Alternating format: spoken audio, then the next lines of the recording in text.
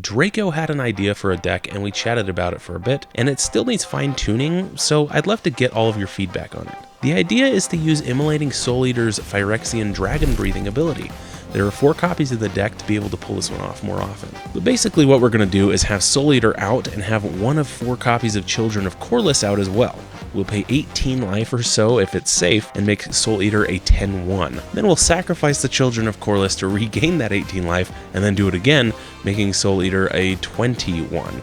Then swing for lethal. Okay, now of course there are hiccups in this plan that are incredibly obvious. What if the opponent has a blocker? What if our opponent has 20 or more life? What if they have a kill spell or a counter spell? Well, that's where the rest of the deck comes in. If we can't swing in for lethal, there are 4 copies of Fling to just chuck it at our opponent. That'll deal 20 damage just right to the face. Soul's Fire basically does the same thing, but you don't sacrifice the creature. There are 3 of these in the deck to just deal a bunch of damage to the opponent. Then there's a straightforward option to give Immolating Souleater Trample and swinging with Crash Through. I don't think it's the best option, but there are 2 in the deck, so I don't know, maybe it could help. It also provides card draw, so that's kind of nice. You can also speed things up with Expedite to give it haste. There are 3 of these because they also draw a card, and speeding things up can't hurt, right? We can also play the Children of Korlis effect by using it, then casting Breath of Life, bringing it back to the battlefield, and then doing it again.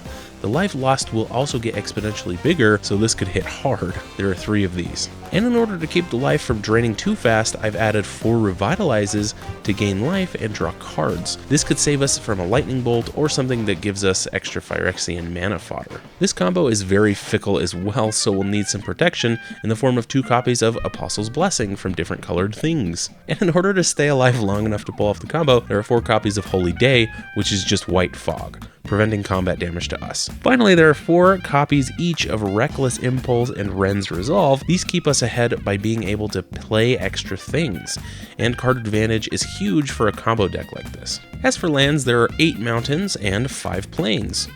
2 Radiant Fountains, as well as 4 Windscarred Crags for the life gain. And moving on to the sideboard, we've got our other 2 Apostles' Blessings, 4 Shelters for the same effect with some card draw attached, 3 Martial Glories for some added toughness to the dog when it's about to die to a lightning bolt or something, 2 Relics of Progenitus for the graveyard removal, and 4 Red Elemental Blasts to counter those blue spells. Okay, so what do you think? I know it's not perfect. Is the combo too fickle, or do you think we could pull it off fairly often?